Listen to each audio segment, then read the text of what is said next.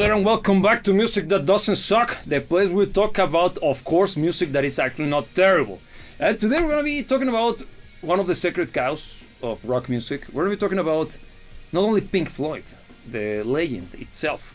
We're talking about the most mythological of their works, which is Animals, of course. Of course. Best record there. Now, of course, we're going to be talking about the obviously overrated, and yes, I said it already. But this is the point of the whole discussion. You're already delivering the conclusion. Okay, whatever. No, we're going to be talking about that was just an intro, man. Of course, I'm going in the hard part of it. Of course, we're going to be talking about The Dark Side of the Moon. Fantastic record. It's a seminal record. It's one of those albums that you truly gotta listen to. Not only if you want to listen to rock music, if you want to listen to good music per se. Yeah. It's a fantastic record that we're going to be trying to dissect track by track, analyze it. And the objective for this discussion is to find out first, once and for all, if The Dark Side of the Moon is overrated or not. Not that you haven't given any spoilers. Of course not. It's not that I'm foreshadowing the resolution. But before we continue to that, let me introduce you to the Stony and Brave. And it gotta be said from time to time, beautiful terrible music. Look at that. How stunning, how brave. Hello, girls and boys. How's it going? From time to time. Yes, I'm very glad to be here, and it's great to have you here as well.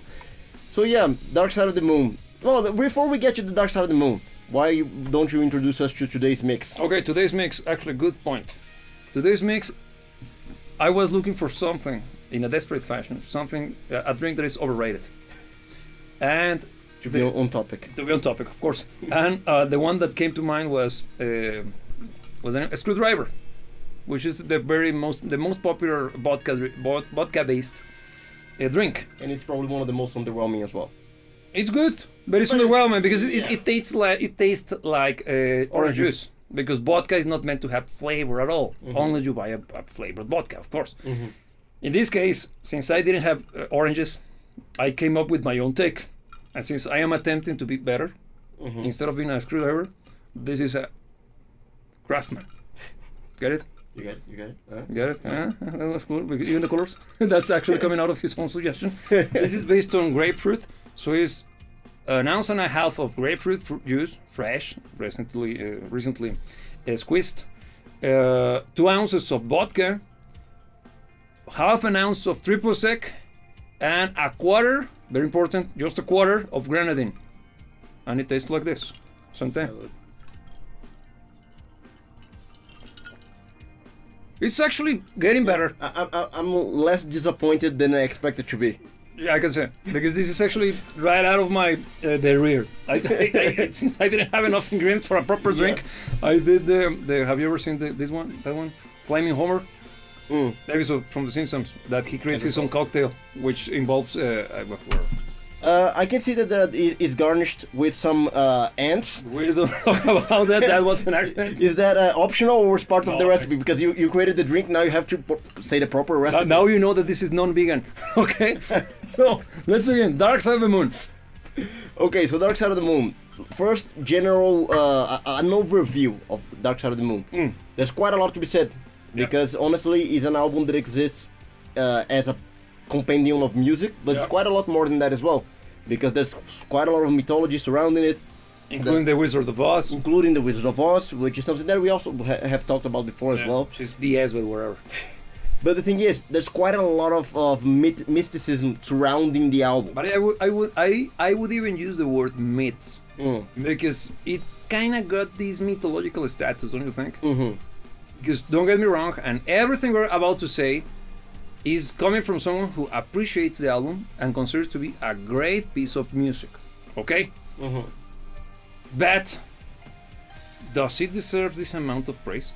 The position it has in the annals, not just in the when it comes to prog rock music, but outside of prog rock, because even the cover itself, it's part of the Western canon at this point. I think the album cover. I mean, it is indeed.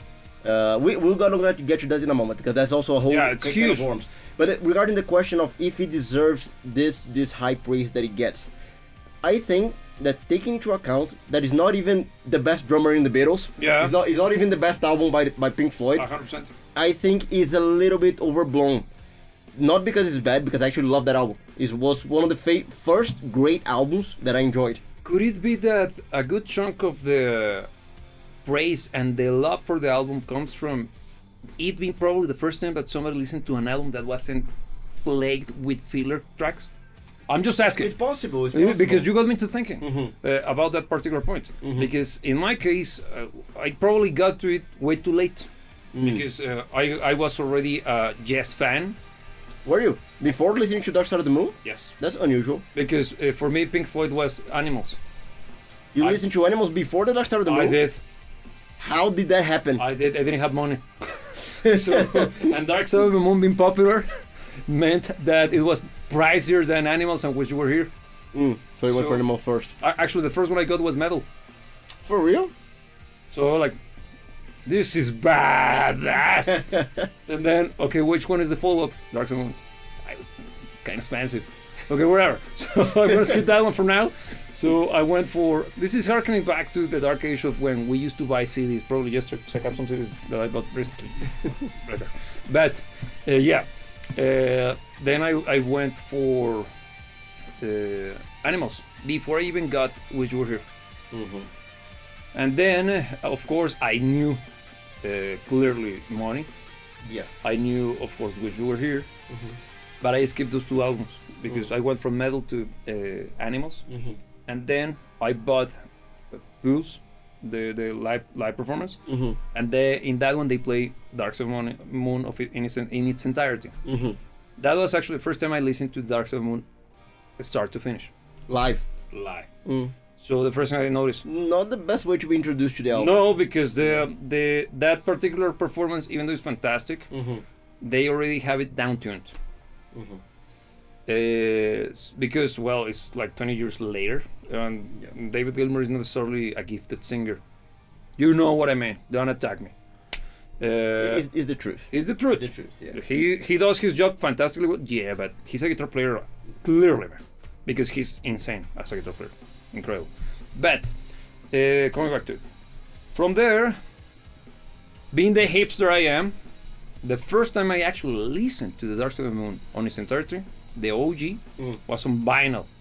I got the vinyl and I rocked it on my old vinyl record player that I got downstairs. While drinking craft beer and eating an overpriced burger. Totally, exactly, with an ironic name. Yeah. No, I totally did. No, of course, I listened to it actually as a hipster for real because I wanted to get. I even had to ask for money because I was getting out of school, and there was in the university, in the campus, there was people selling records. I was a hipster. Yeah, that's probably the reason why I have my particular appreciation for millennials. But whatever, they were selling records, and one of the records there was The Dark Side of the Moon. But there is something anniversary. So it was an special print. So how much? This. Damn! So I ran across the campus finding somebody that could lend me whatever money I could get, and I did. I managed to buy it. I got a freaking record, and once I played it, like, okay, this is weird. I thought at first that my record player was wrong, that I was playing it faster. Because it was a it was a step higher in pitch, so I thought that I was playing it faster. Like wait, I'm not a neophyte when it comes to my vinyl, even back then. That's how it is. So this is how it is. Oh well, whatever. They were older. Okay, so yeah, I even made the comment back then, and fantastic, awesome, incredible album, 100%. Just years later, as I have grown wary and cranky and less youthful and more how can I put it? Opaque-eyed. Opaque-eyed, I like it. I started to think like, I'm getting tired of. Dude, I had a girlfriend who got leggings with Dark Side of the Moon printed on it. For real? Yeah. Did she like Dark Side of the Moon? Yeah, she liked it. She liked her rock music. That's the reason why she was my girlfriend. But that was the breaking point. Like, wait a second.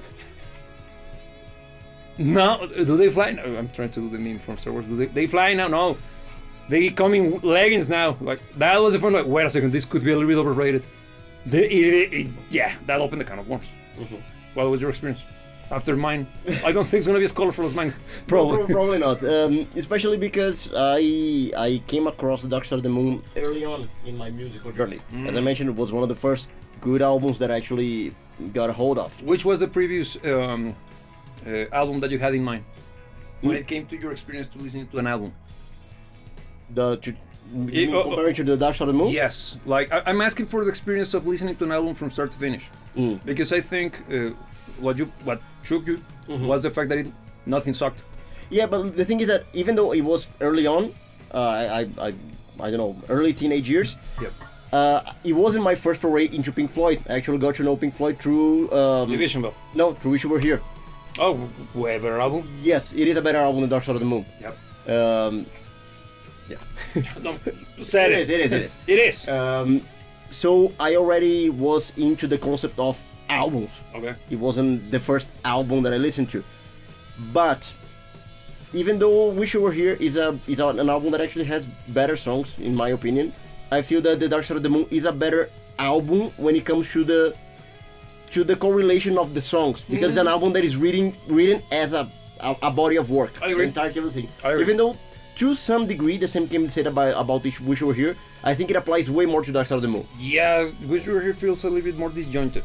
Yes. And not in a bad way. Yeah. But Dark Side of the Moon feels like actually a trip. It is one body of work. 100%. 100%, from beginning to end. Yes. And the flow of the songs is nigh perfect when it comes to the I transition. would even dare to say that is the closest to perfect we can get. Yeah. And it's one of the many reasons why it's so beloved. Agreed. And it deserves. On that regard, it deserves. So that would be nothing colorful. Um, I'm asking. It's not comparison. It's yeah, simply- not really, because I was already ready to appreciate the Dark Side of the Moon by that point in time. It wasn't anything that caught me off guard. And at the same time, since I already came from knowing an album that I even like better, it didn't come as a mind-blowing moment. Okay, so that's kind of like confirmation, right? Yes, so, okay, I like Pink Floyd. Now I understand why. I still like Pink Floyd. Yeah, but it's like I get the hype. Yes. Kinda, right? The thing is about the I get the hype. That is a point that I'm not necessarily ready to make, because the hype, and now tackling the surroundings, okay, going outside of the music for the Dark Side of the Moon. The Dark Side of the Moon, we already talked about the music. We're gonna talk more, but we did. Yes. Is it good? The music is good. It's fantastic. Nothing else to be said about it. But I think the success of the Dark Side of the Moon is more than likely to be attributed in an equal measure, if not more, to the outstanding marketing effort behind it. Yeah. The whole iconography, the cover is one of the huge selling points. Let's start off from there. Because Yeah. I clearly wasn't there when they released the album. And for those watching, if you happen to be there when this thing was hot out of the machines, please let us know. Let us know, because I would like to see if it actually got pushed and astroturfed. I don't know. Pink Floyd was already Pink Floyd by then. Yeah, but Pink Floyd, by the time of this being released, was one of the many bands. They were in the Floyd, in the masses, from the perspective of the masses. Dark Side of the Moon is their freaking breakout. It is the gigantic boom. It's the moment on which they actually became the Floyd. Before that album, they were just one of those prog rock bands from the early 70s. But the Dark Side of the Moon was the watershed moment. Yeah. So I don't know how big the marketing effort was in the promotion of this album. I think it was big enough, and also probably it's because they picked the right singles. I think one of the singles was Money. Catchy. Yeah. But also it shows you also how different the culture of the world was back then. Yeah. Because how in the name of F, a song that is in 7/8 Yeah. for a good chunk of it, then it changes and then it comes back to 7/8. Probably the proggiest moment in their entire career, became popular. Yeah, ultra mainstream. It's mainstream. It's one of those songs that even somebody who is a casual music listener can recognize. Yeah. Because it's Money. Yeah. Everybody can get that riff. That one, and also I think they use Us and Them as a single. Correct me if I'm wrong. I might be totally wrong because I'm clearing on from the moment. Yeah. I don't know. That one I don't know. But I think it could have been a good introduction as well. It is indeed. Because a good track, easy to digest, feel to the rings with feels. Yeah. and sounds magical. I think it's the best sounded track of that record. But foreshadowing once we start to discuss the mix of the track of the album, that's also another huge point of amazement. But look, the phenomenon of Dark Side of the Moon, the public perception of Dark Side of the Moon, even though they had a huge boom in their career due to the release of the album in the early 70s, I think 73, if I'm not mistaken. Yeah, I think you're correct. I don't think the album gained the legendary status that it has now at that point in time. It was a little bit later.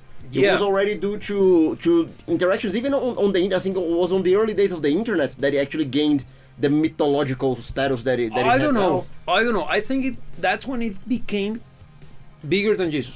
Yeah. But before that happened, I think Pink Floyd was already huge. Yeah. Mediatically speaking. Because I think they even did some form of a stunt for the release of Division Bell.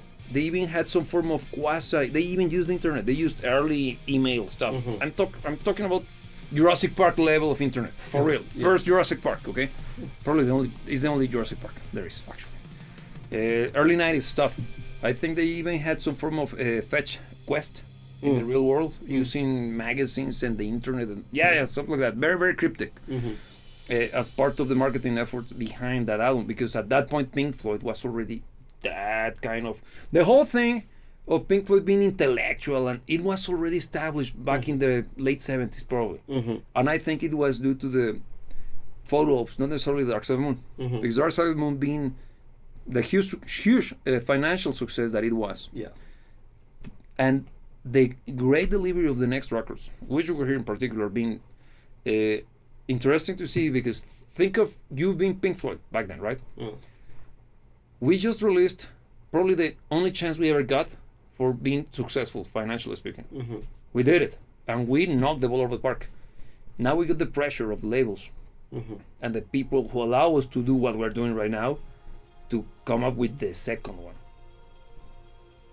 Can you meet the expectation? They did. Commercially speaking, they didn't. As big. Why? Because the brand was already well established, and I don't know exactly how big the difference is between the sales numbers between one and the other. But the Dark Side of the Moon has sold way many more copies than Wish You Were Here ever did, even though it's a rare record. Yeah, but it is also an extremely successful record. It is Maybe indeed. Not Dark Side of the Moon level, No. but- It is indeed. Yeah. It is indeed. The thing is that then the follow-up to that one, Animals, an even better record. I don't know how. I think it was even less successful. I know, but that's for sure. When it comes to sales numbers, than Wish You Were Here. So I mind the pressure. That's why they came up with the wall. Not necessarily just out of this, but I'm trying to put myself inside of their heads, because it gotta. You see why the band fractured during that period. Yeah. They weren't ready for the success, and it even shows in the work produced during that period. Yeah. Because you got fantastic albums, probably their best in their career. I think it is. Yeah, I think that period, Dark Side of the Moon, Wish You Were Here, These and two Animals. albums is the best Pink Floyd ever did, and for good reason. I think it's because they were pushed by every giant of life to get the best out of them, but also they weren't ready. It hit them probably earlier than it should have, and they couldn't continue. I think that's all conjecture. Yeah. But coming back to Dark Side of the Moon, I think a good chunk of of what we see Pink Floyd being today comes out of all of the mythology created during that period. Think in terms of symbology. You mentioned already the cover. Yeah. Pink Floyd is basically that triangle in the minds of many people. Yeah. Is way more iconic than the handshake. Yeah. Is way more iconic than the Battersea factory. Is way more iconic than wherever is the core of metal. Some people say that is Roger's nose. Some others say that is somebody else's ear. For me, it's just blue and green. Yeah, it's kind of blobby. Probably blue and green. Miles Davis reference. Oh, blue and green? Yeah, wherever. Somebody doesn't know his yes. But coming back to this. It's been a while. Now, the Dark Side of the Moon, first track. Speak to me. Speak to me. Yeah. That's just noise. Yeah. That's not a track. It's an intro. Yeah. It's an artsy intro. Very artsy. Yeah. It's But it fits. yeah. Because actually it's foreshadowing many things that happen throughout the album. Yeah, it's actually a because it's actually don't know if it's a sample. It's the same recording as the one used in In The Great Gig in the Sky. I think is coming from that recording. Yeah, and I think it has other bits of the album Yes, it happening has there as plenty well. of sounds and samples that are heard throughout the different songs of the track. It's kind of a foreshadowing. It's basically an opportunity if you want to go that fancy ass route. I think it's rubbish. Yeah. No, wait. By its That's own. kind of blunt. No. By its own. You see the British? No, I feel that it's a little bit. Look, if you're a teenager, let's say you're 13. This is the best record ever, according to the internet and everybody. You go to Spotify because I was about to. You get your seat. Nah, nobody does that anymore. So you go to Spotify. You blast that bad boy. 20 seconds and there's nothing. You can croak. Are you here? Yeah, but it's super low in volume. But then you hear people kind of Making noises. I'm gonna stop there. And you're like, if my mom walks by my room, I'm gonna get in trouble. And there is no way that I can get out of this without sounding like a perp. And then Unify. Tell me if that's not a goddamn resolution. It is fantastic. Oh, Yeah. But But is the first word. look, The Dark Side of the Moon is one of those albums that truly needs to be listened to as an album. Yes, from Because start to finish. yes, looking at Speak to Me, Speak to me. Speak to Me. Looking at it as an isolated track is a piece of something. It's not necessarily. It's not a song. It's not really a song. It's soundscape. But within the context of the album, yes, it fits quite well. I think it's a nice foreshadowing for the album. It's a great introduction to Breathe. Which is a great song that only lasts like a minute or so. Yeah, but it's a good Like song. 2 minutes and a half, I think. And it doesn't finish. Magic spell. Give me the nice notes. Yeah, finish the God damn freaking it. cycle. Yeah. But it's a good song. It is a fantastic one. And why? Because On the Run, that's a mess. Once again, It's looking at it as is an isolated song. No, is Roger Waters having access to whoever owned that particular sequencer and that synthesizer? Yeah. Just pushing buttons and moving knobs and sticking in and out cables, Let's be clear. patch cables. Cables. Yeah, out of the modular. And then it was that. It's a mess. It's a mess. Bad. When time kicks in, Yeah. wait a second. I get it. I get it. Yeah, exactly. So once again, is it a song that anybody would? Okay, and I want to listen to some Pink Floyd. Let me go listen to On the Run. That's never gonna happen in the history of the world. It's not gonna be in any top 5 Pink Floyd songs ever. No, but again, an album, it makes sense. It works. It actually works. Even more than you could give credit for. Yeah. Right? Look, talking about using as a reference the quality of that particular album, I think that's the lowest point in the album. No, but look, the lowest point in that album is great. So that says a lot about the album. But it's not musical, man. It's a passage. It's a passage. It's passage. soundscaping. And that's the thing. Because, again, try that in this day and age.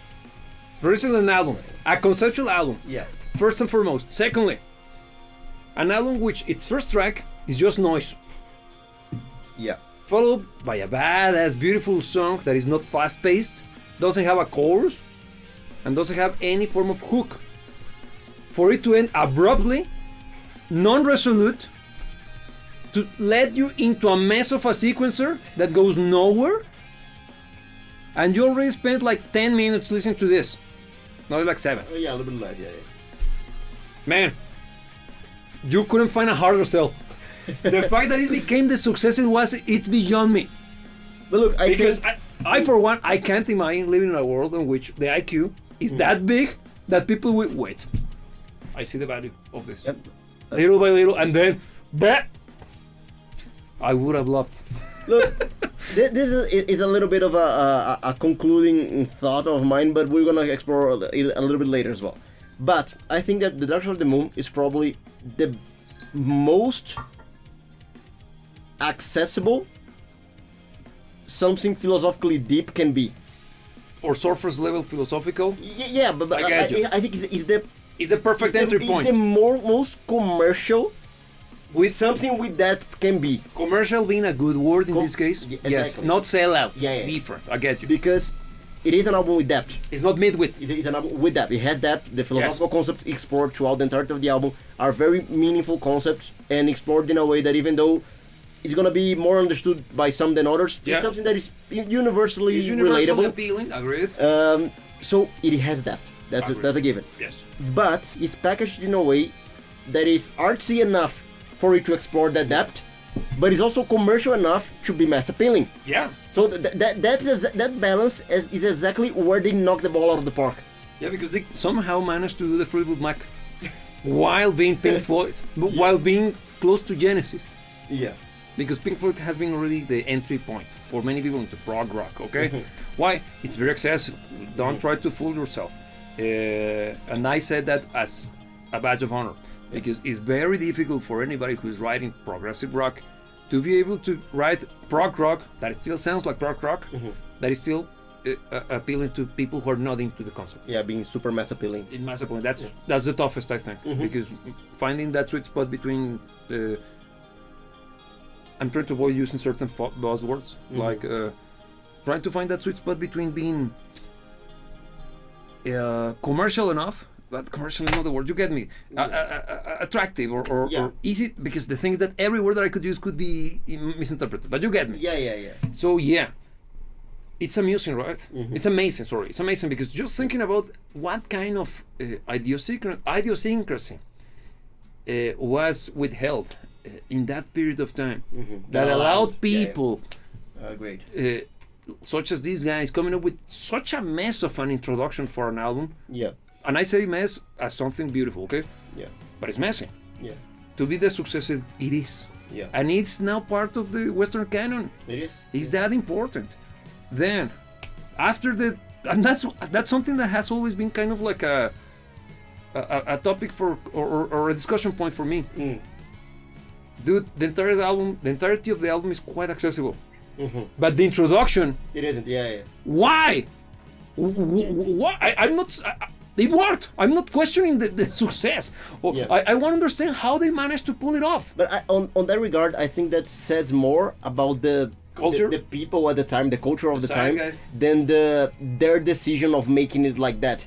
Because you said yourself, if it was thrown as a new release these days, it would be ignored. It would be forgotten. And it's sad to say, but it is the It's what truth. it is. 100%. No gimmicks. Yeah. No nothing.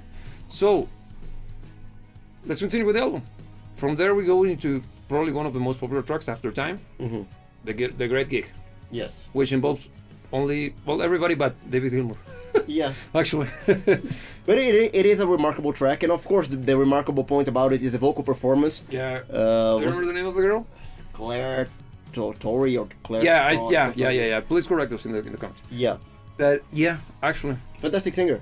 Yeah, she Fantastic great. performance. And actually I think she was part of the tour for that period. I think so. For a period of time, she was part of backup singers for the band.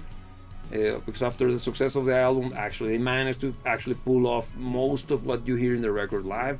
That's really remarkable. Yeah.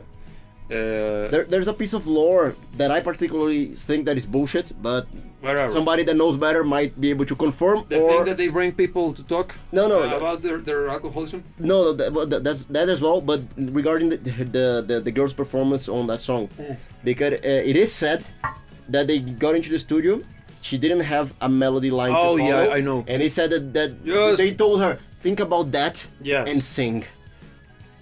Of I course. hardly, I very much doubt that. Yes. I very much doubt that, but it's part of the mythos. So, How real is that? I don't know.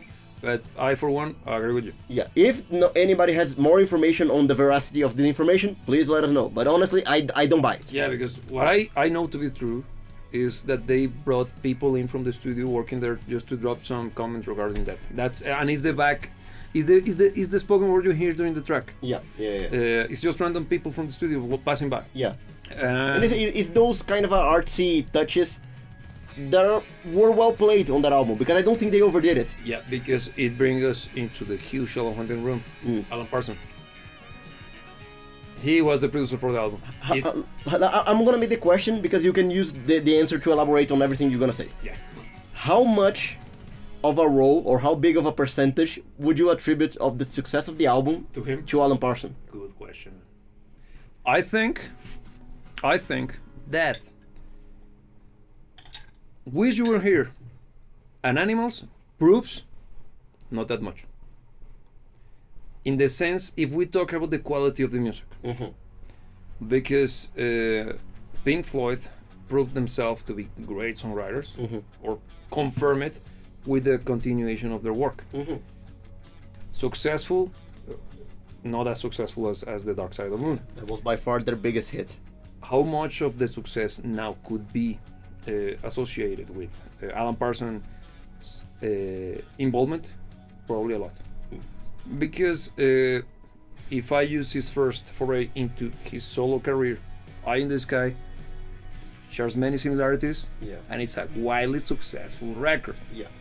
So it could be that all of the elements that made the album be successful in a commercial level could be related to him. Quick question, because I can't recall. The Eye in the Sky, the album, Yes. when was it released? 82 or 83. It was a decade later. Okay. So yeah, you see, Yeah. right? This is clearly speculation. Yeah. This is just my own interpretation, but kind of makes sense. It kind of does, yeah. Kind of makes sense. And being a fan of both Pink Floyd and Alan Parsons, I am a bigger Pink Floyd fan than I am an Alan Parsons fanboy, but love them both. Fantastic, huge influences over me. I think Pink Floyd proved themselves to be the better music, Yeah. and that's saying a lot. Yeah, Because yeah. Alan Parsons' music is also very good. I'm just simply saying that when it comes to those artsy-fartsy elements, that you can hear them before in earlier Floyd records, they tend to be way too indulgent. Yeah. And I think that Alan Parsons' involvement with the production of Dark Side was, wait, you're already jumping the shark, man. Yeah. But it means this for you, Yeah. Royer. I'm looking at you. Yeah, because I think, and it makes sense to point strictly to Roger on that regard, because it's clear, of course, none of us were there to see it in a confirming fashion, but And if you happen to be there, please let us know. no, but we know that Roger is the indulgent one. Yeah. And yeah, because see albums such as Atom Heart Mother, Yeah. for instance, That's a mess of an album. which was already Pink Floyd beginning to become the Pink Floyd that we know. Yeah, I would say half and half. Yeah, but it was still leaning very heavily on the previous psychedelic era. Yeah. And It's a mess of an album. what's the name of the ender, the finish the track is Alan's psychedelic back. Oh yeah. It's way too much. It's way too much. And it's actually the musical passages within that mess are actually good. The musical sections are cool When it's musical. when it's musical, but for most of the song it's actually just I don't know what it is. It's just indulgence, self-indulgence. And I think that Alan Parsons probably tamed quite a lot of that in the But look, production of how of much Dark Side of the I Moon. don't know. That's a good point to discuss as well, because listen to Metal, the previous one. That album, you got plenty of musical songs. There is, I cannot think of a track that is kind of spacey and way too indulgent. The only one that does that is Echoes. Yeah.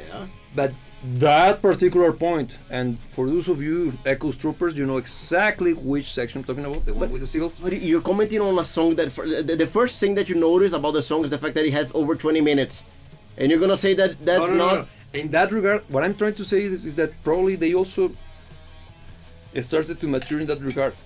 They are learning how to use those elements, because Echoes, for as much as it has that particular section, is not our place. It's a hard pill to swallow. Yeah, it is kind of tough to listen to it the first time you do, but the payoff is so good. It is. And it makes so much sense that I get it. And when they release the Dark Side of the Moon, you got those elements. For example, the run again. Mm-hmm. It's similar in that regard, but it's less. Mm-hmm. It's less demanding it's less demanding on the audience. Mm-hmm. It's shorter, has more movement, has more notes. For real, because it keeps the whole thing in motion. So at least it's tense. Yeah. In Echoes, it's just noise, Yeah. dread, and kinda cinematic is not the word. I would use like scary. Because in that It's case, uncomfortable. yeah, but it is just is an emotion-made sound. There's no Yeah. music. No music really. there. I agree. That soundscaping, and that's why I think that even though Alan Parsons had a huge influence in the success, particularly in that kind of discussions, because I can't imagine that they truly went to blows at certain points. Yeah. When it came to the opinions and the directions that the band and the production crew had Yeah. at that point, because I think Pink Floyd at that point were kind of unruly. They didn't know exactly what they should do. Mm-hmm. They had an idea and the talent was there.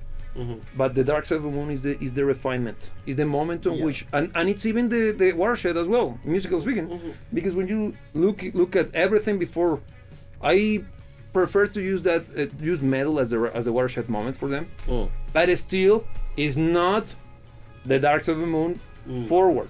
I think metal is the. It's the kind of tipping the toes into the water, No, right? but I think it's the defining point of Pink Floyd becoming the band that we know. Getting their shit together. They got the shit together there, and they kind of finally fully left behind the Sid Barrett era. Because even though the Sid Barrett era, we already had this discussion. Just one album. It's one album, but the influence- psychedelic aesthetic permeated the band for the duration of the next 3 or 4 albums. Because Almost a decade. so yes, all But I of that think- period in time was already going through the motions that got started with Sid Barrett. Yeah, this begs the question: how much of that sound was influenced by what was the style at the time? Because think about it. Rolling Stones were also kind of delving into that stuff. Also the Beatles, especially Yeah, the Beatles. yeah. So I don't know how much of it was just them trying to hit what was perceived as the commercial stuff, man. Being frank, because I don't know. Don't This know is either. just a speculation again. I'm just trying to be pragmatic. And when they went for the Dark Side of the Moon, probably it could be that they were very good at reading their room temperature. They realized, wait, hippies, people are starting to see that kind of overdoing drugs is not healthy. Yeah, this whole psychedelic ambient aesthetic is not necessarily it's starting to lose its luster after a decade of abuses. So maybe, yeah, and bam, they went back to what? Music. But look, I don't know if it was Alan Parsons or if it was I think it's the sum of many things. an initiative that came from Pink Floyd itself. But the Dark Side of the Moon, and you hate me, you might hate me if you want, but you're wrong. Go ahead. The Dark Make Side of my the Moon, day. it was a commercial effort. It is. I think it's an album clearly that they tried was to make money. that was meant to sell, and And sell it dead. great thing that at the time they could still make things to sell that was good. So it was a great balance of both. It's kind of before.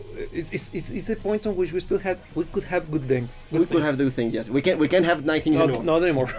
But I do think that the Dark Side of the Moon was made to sell. Yeah. It was a good marketing effort, not a good commercial effort. Commercial effort.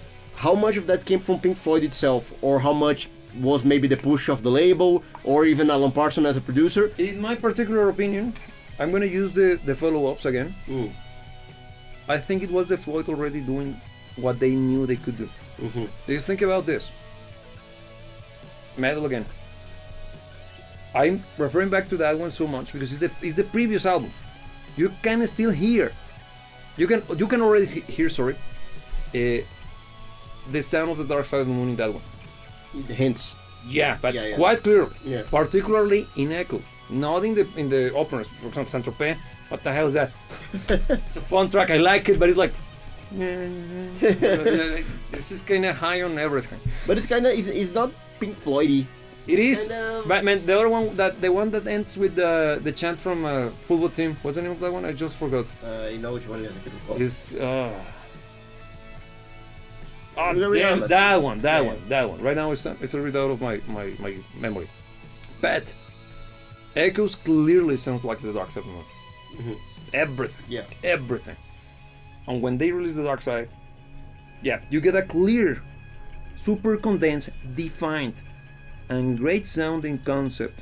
And the band itself came to maturity. And if you look at the work that they produce later, it's a continuation. Kinda, because for instance, They have to morph. no, but for instance, Animals. No, wait. Animals, for as great as an album as it is way less commercial than No, the Dark Side of the Moon. 100%. I'm not saying that they didn't look. They weren't aiming for the money in the Dark Side of the Moon. But what I'm saying is that the music and the musicality of the band and the conceptual aspect of the band was already there since the beginning. They simply were, in my opinion, this is headcanon at its fullest. Probably people back then, or them themselves, they were thinking of trying to do what is hip with the kids. And what was it? Well, Drugs. hard drugs, and LSD and all of that stuff. The Woodstock generation. Yeah. That's what why the music was so leaning towards that particular sound. The psychedelic. Yeah, I'm trying to remove the romanticism behind the band. They were always chasing the bone. And what was effective back in the 60s kind of went super outdated by the time of the early 70s. Yeah. And just listen to the music, even the Beatles evolved. Yeah, The Beatles are automatically, yeah. probably the Beatles are the best example of that. Because even when they went psychedelic, they didn't last that long in the psychedelic period. They went more into the more prog, high thinking, better music period. And then clearly, as usual, only an album and a half, right? It's 2 albums, I think, of that period. Then bam, Yeah. no more Beatles for you, kid. So I think that Floyd already got it, and they were always chasing the money. The thing is that they were clever and very intelligent, and that's, again, the tape in my proverbial fedora. God damn it, they convinced the world that they weren't. But I think So you're saying that we were all scammed into believing that Pink Floyd is a legit band? by the top tier scam artist. Come on, man. Come on, man. No, I'm not saying that. I'm saying that probably the sound of the Dark Side of the Moon is them testing the waters for everything, or testing everything that they knew was good, that could work, and they condense it in a way that made sense for the band vision and ambition. That's why the album is so good, because it actually kind of has something for a good chunk of people. No, I wouldn't say everyone, but it can resonate with a very wide variety of people. And it's proven by how widely accepted it was. Yeah, and successful it is still today. But look, the way I look at it, and I don't know if it's kind of romanticized and it's kind of trying to defend the image that I have in my head. And again, just before you say that, Yeah. I'm very cranky. I look at everything in the world from a very, very cranky perspective. I'm tired. I'm already old. So you have a much more positive outlook. I believe in the good in people, but I'm I usually don't. wrong. I'm usually proven wrong. I'm starting to realize that this organ might be on something. No, go there. Look, I feel that musically speaking, or the concept, because the concept comes even before the music. I think they always had the brains. I think they always had the expressivity. Yeah. Let's call it, because chops, I don't know if that's the word that I'm gonna use for them. Well. But they are expressive. They know how to turn the thoughts into music. Yeah. Okay? And I think they always had that. I think the experience that they gathered that was fully fleshed out in Dark Side of the Moon was in being able to package what they already knew how to do, which is the conceptualization of ideas in music, in a way that was digestible. I think the experience and the maturity was in the form of packaging rather than the music itself. They learned how to package what they knew how to do in a way that was more commercial. I get you. No. Look, I think I can agree with that. I can agree with that because you already can hear their greatness, on even from the beginning. It's clear that those guys were onto something. Yeah. And little by little, they were getting closer and closer and closer to Dark Side of the Moon. and that it's even kind of amusing to analyze their career Yeah, the progression. because you can see the beginning has nothing to deal with it, but every sequential album just starts with, wait a second, we're a little bit, yeah, we're getting closer to the end result, the Floyd, Yeah. and we got that particular beautiful period in which, from the Dark Side of the Moon all the way down to the Wall, basically a decade of just fantastic Pink Floyd records, one after the other. Yeah, and it's that period that cemented Pink Floyd As in the- the canon of the Yeah, world. because the geriatric version is truly just running on the fumes of success. But look, the arguable, because for instance, the Division Bell, I think, and I might be wrong, that it was a more commercially popular album than Animals. Yeah, but never beat the Dark Side of the Moon by Yours of Mine. Regardless, we're talking. And if you go to any prog snob circle, you know, pass.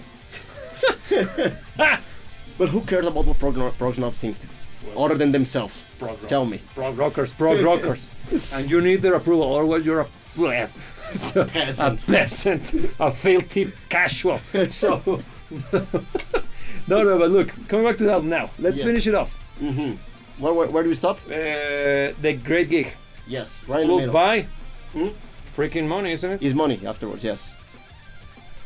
What could be said about that one? Is the hit? Is the hit? song? Yeah. Is that song that probably made Pink Floyd the household name they are? Fun, kind of raunchy, kind of aggressive, kind of gentle. Fantastic guitar solos. Yeah. Solos. Somehow saxophone action. That kind of like it. Yeah. And it gotta be there. It makes sense. Yeah. And not only saxophone action, dual saxophone action, because it's a different saxophone for each of the solos. It's a different, a tenor and then and a baritone, I think. Yeah. Because Time signature changes. time signature. That's prog rock at its finest. What's not you like? Yeah, but the things. And the concept is great as well. Of course. Yeah. Why did you stop? That's the question. If you managed to get such a fantastic song, doing everything that prog rock is always proud of. Yeah. Let's continue with what? What's the next one? Freaking. Is it doesn't? No, there's something in between. Yes. What is it? It's not brain damage. No. It's us and them. No. Any color you like. Any Yeah, the no, instrumental. wait. Any chord you like? Love it. That one has actually psychedelic. That's the one that actually brings back some of the stuff they did back in A Saucer Full of Secrets and freaking A Piper at the Gates of Dawn. Particularly that one. Yeah. In a great fashion. But it's tame. It's not full on It's psychedelic. not crazy. It's not full on loco. Because No. if you are to see the balance in between being musical and being psychedelic, is a good measure of both. It is. It's not It is. It is. tending to one side. It is indeed, because first and foremost, the use of the synthesizers. Right from the get-go, musical. And the guitar, kind of like exploitation movie. That song sounds amazing. It does. That song sounds really good. It's probably from mixing perspective, the best sounding song from the album. Because it doesn't have the David Gilmour singing. Probably. No, all jokes aside, it actually sounds Yeah. like that, right? That song sounds Because really it hits good. you. It hits you hard. Yeah. Because you come from the badass ending to moaning in the fade out. And bang, like, oh yeah, so good. And it leads us into Us and Them. Us and Them. Yes. And Yes. it's a great segue. The way that leads it is yeah. because it gives you that particular. It feels like a journey. You know that you're getting closer to the end. Not there yet, but it starts to get you prepared for the resolution of the whole trip that you've experienced through the whole album. Yeah. And when Us and Them hits, mellow, somber, kind of hopeful, quiet, kind of hopeful, because it's kind of gentle sounding, if that's a better term. Yeah. And then the first chorus hits. Right on the feels, man. Yeah. I love how, because I think Us and Them Dynamics. is one of the songs that, even though it has no time signature changes or anything like that, I think it's one of the songs that actually places Pink Floyd as a prog rock band.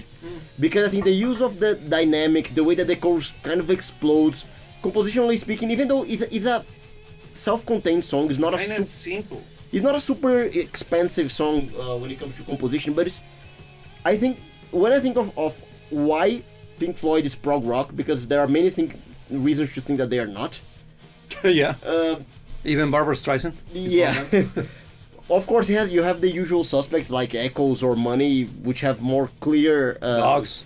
Dogs. They're songs that actually are more pinpointed into making them prog Full on rock. prog rock. I think Us and Them is one of those songs that even though it doesn't have the quintessential prog rock elements, it puts them on the map as a prog rock song, or a prog rock band. Agreed. Because of you can see the aesthetics, you can see the mastery in the use of the elements of the song. Even though it's a self-contained song, it's not a super ambitious song, but it's super well done. But Super look, well done. even the use of the saxophone again, because they justify the use of the saxophone on Money there. Because the only solo is by the saxophone. Even though you got David freaking Gilmour playing guitar there, no, off guitar. Saxophone. So beautiful. Because you're already hearing it in your head, man. So good.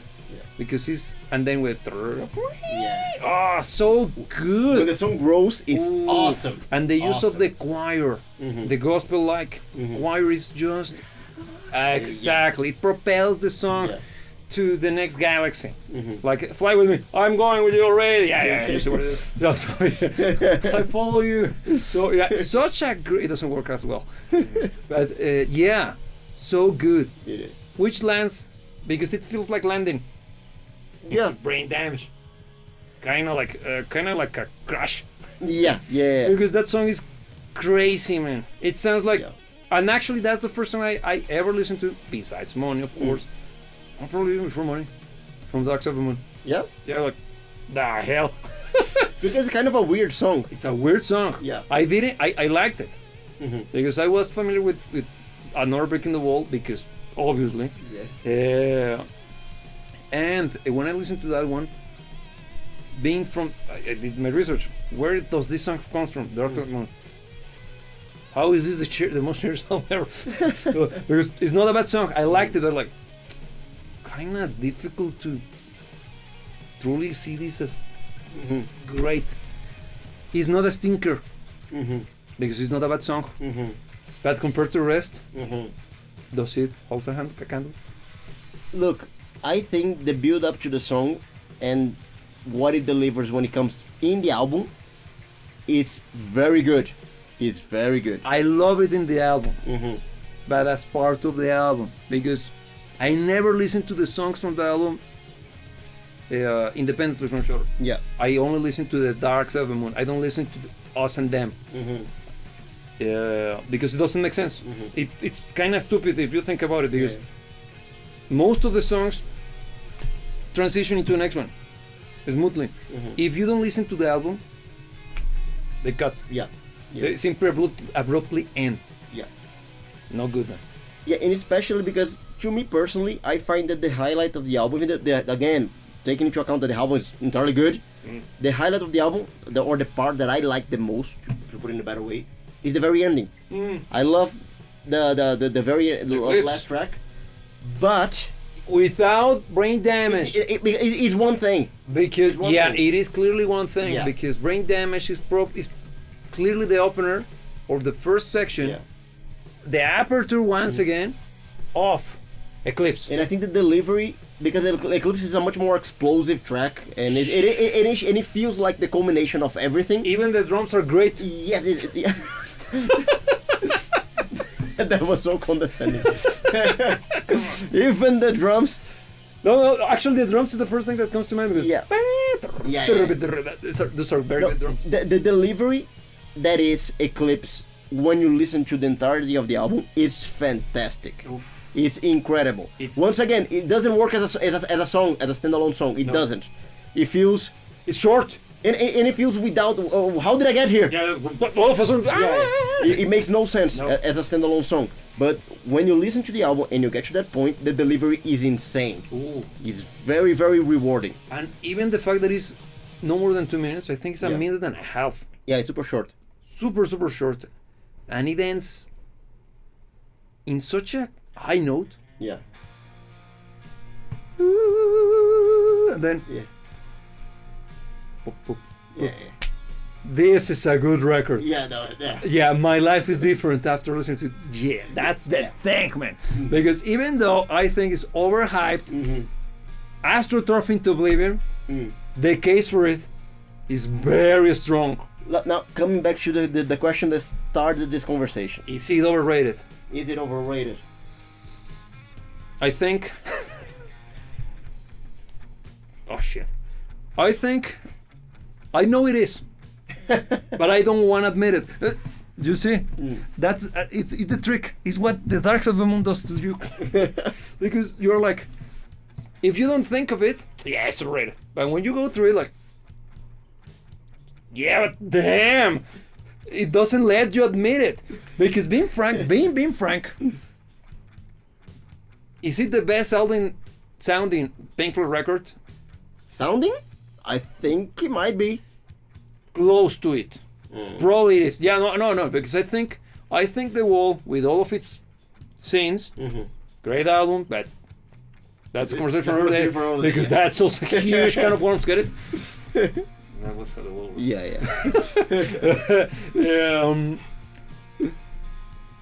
They are kind of in the same audiophile level when it comes to sound quality. Yeah.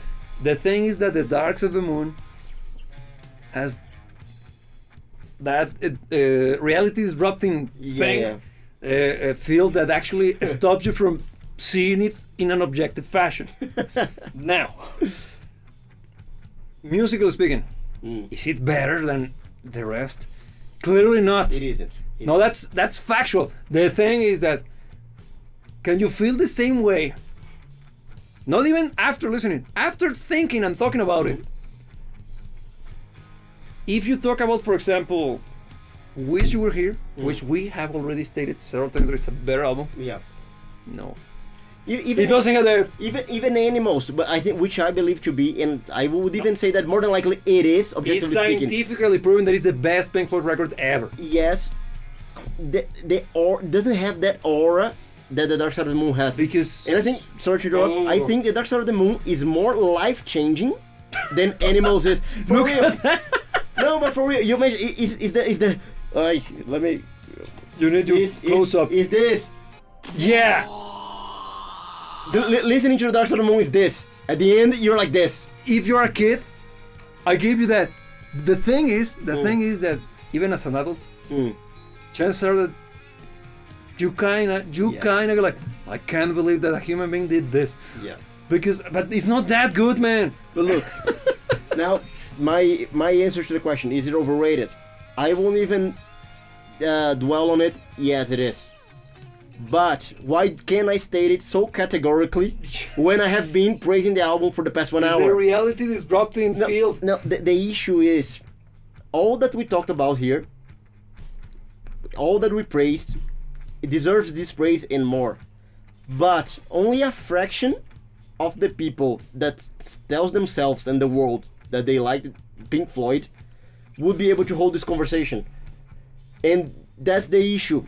It's not overrated because it's bad. It's not overrated because it's not a masterful body of work. I think it's overrated because the marketing, the imagery surpassed the music. No, it's the freaking triangle, man. I'm telling you, it's the freaking eye of God. It's the freaking it's Illuminati shit. It's clearly that because it leads our people. Because for every person that tells you, yes, I'm a fan of Pink Floyd, and it has a shirt with the prism on. Okay, which one is your favorite song by Pink Floyd? The Wall. That's not a song. Yeah, but that one, The Wall, and The Brick. Okay. And that's a thing, because this is the final point of the conversation. I think. Could it be beyond the Illuminati and the all-seeing eye? Okay. In the cover. That the reason why people cherish it, or had this kind of overblown mythological level appreciation. Oh, not appreciation because nobody likes the album. Being frank, who listens to them? Non-ironically. And I mean, I've been serious Yeah, in no, this one. a fraction of all people. Being very, very Yeah. frank. Even though Pink Floyd is selling records like is going out of fashion, it's not because it's just the old geezers. Yeah. It's simply people who are catching up with their catalogs. They simply might be willing to get a newer version of the record because they worn out their copy already. It's not new kids, man. They are not anyway. But we are not seeing a growth in the fan base. Why are they buying the records?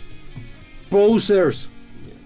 The thing Hot is, Topic. yeah. Selling those goddamn leggings. because we lived long enough to see Pink Floyd become trendy. Yeah. How in the name of... Yeah, it's Yeah. already... Yeah, it's an hour... Yeah, shit. They managed to become exactly everything they hated. Yeah. Out of greed. I'm gonna be the first defender of Pink Floyd's music and Pink Floyd's legacy. But they have become An enterprise. an enterprise, and a very successful They one are at that. clearly this far from being Pink Floyd Inc. Don't even get me started on their Wait. copyright policies. Yes, on YouTube and everything online, Because- you won't believe how Yeah. tyrannical and draconian they are. We have faced many issues. It's ridiculous. And look, we love them. Yeah. And they are treating us like this. Yeah. What's wrong with you, Roger? Yeah. So without opening a whole new can of worms, but the thing is, Pink Floyd became way too big for their own sake. As we discussed the other day, I think they could be one of those bands that could become a franchise later. I hope not. But man, But I see it as a possibility, it's but I hope already not. showing signs of them franchising the goddamn brand. Being frank, because at this stage, when was the last time Pink Floyd released an album? 30 years ago. So, it's no because the Endless River doesn't count as an album. That's just everything that they didn't use. Thankfully, for the Division Bell and a monetary lapse reason. Clearly, it shows. And if that was the rejects in mind, no, but obviously. So even the records were like, damn, wherever Roger's me, yeah, I can clearly see Roger's no longer there. Damn. Looking from this perspective, I think it was a blessing in disguise the fact that Pink Floyd broke apart. I probably see that. Yeah, I agree. Because I think that we would be very, and again, this is all speculation, especially taking into account that we're talking about ifs. But Are I they ifs? I think if Pink Floyd had remained active, we would be very disappointed with it at this point in time. That's the impression that I have. More? More. I'm gonna put it this way. One of their contemporaries, probably adversaries at that point, went through the whole same process. And what they did was this. Okay, I'm Peter Gabriel. This prog rock stuff is going out of fashion. And I don't know about you, but I like this lifestyle. I kind of got used to it. So I want to keep it up with it. How can I do it? Okay, sticking to this brand, Genesis is not going to get me that. Dude, if we don't do anything radical, we're going to suck. No, we're going to stick to our guns. Man, we're out of ammo. No, we're going to keep shooting regardless. Okay, whatever. Do whatever you want. He drops. Peter Gabriel. And Genesis. Yeah. It wasn't freaking Phil Collins for the most part. It was Genesis, the band, that killed Genesis. They didn't adapt to times. Then you got the same with Jazz. Yeah. Awful record. We don't even mention the name of the record because it's also I'm not gonna bother. It's a number that. It's a number that nobody gives a damn. Sucks. What happened to the Floyd? We're the bigger brand. We're the bigger name. We're the bigger band. We're up. We're impervious to this damage. Are you? Are And you they went really? geriatric because they lost every edge they had. Because the wall, it could be slow, it could be tedious, it could be overindulgent, but it's ballsy. Yeah. It And has it's full of edge. It has edge. It has edge. A momentary lapse of reason, man, you feel that you're in a nursery home. Like No, even the cover is kind of nursery home. The cover already tells you Yeah. this is what you're getting out of this. A coma. Yeah. It's not a bad album. Come on. Is it a Pink Floyd album? It is a Pink Floyd album. No, it is because it's in the cover. But is it Pink Floyd good? No, it's kind of bottom tier Pink Floyd. No. I have The to bottom concede. tier is freaking Uma Guma. Don't Yeah. even talk about that. Dude, that Uma Guma at least sounds like Pink Floyd. The thing is that Uma Guma, if I'm not mistaken, came just before metal, wasn't it? It's before that one, and it sucks. The thing is that you see, coming from the Piper, there's a progression. Souls are full of But secrets. you see the progression of them becoming Pink Floyd as we know it, and then there's Uma Guma. Yeah. I don't know which one is worse, Uma Guma or Atom Heart Mother.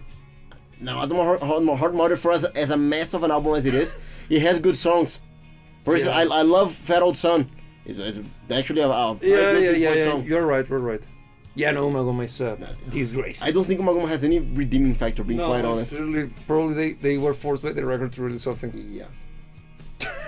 Whatever, yeah. So Dark Side of the Moon, is it overrated? I would say that it is, but not because of the Floyd or the record itself. I think it's overrated because of the posters, and the same what happens with Fleetwood Mac right now, or been happening for the last 20 years, because people, when the hipsters discovered back in 2010 Fleetwood Mac, they ruined it for me. Because they were listening to it like, oh, this is the good stuff because it's old. Is it good? I don't care if it's old. Is it good? And it's always been good. It's always good, of course. The thing is that for your picking Fleetwood Mac, of course it's gonna be good. Yeah. But it's when you got this stupid retro revival for 60s oriented aesthetics, not even things, that truly pushes my buttons. But more of that on a different rant. So, overrated or not, in your end? I think I just want to say that Pink Floyd is an incredible band, but it became a tourist attraction. Good way to finish it. Yes. And that's why it is overrated. I agree with you 100%. It's a tourist attraction now. Yeah. It's no longer a band.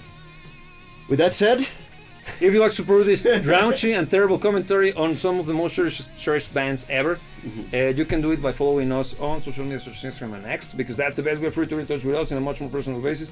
But also, you can listen to our music, total shameless plug, and yes, we spent an hour just talking trash nothing. We love Pink Floyd. Pink Floyd has a huge influence over this dubious organization, and you can hear plenty of Pink Floyd isms, if not rips-offs, in our music on Apple Music or Spotify. You can find it somewhere around this. Already look at that. Time it. Perfect. Right timing. Yeah, but for real, Pink Floyd is a fantastic band. It's hugely influential over us, particularly me, and I think this guy could say something similar to that at a personal level. And all of the commentary that happened today is coming from someone who truly loves the band and their music. And it's kind of sick of seeing the posers and the tourists turning this into a parade show. With that being said, never let anybody tell you what to do. I will see you.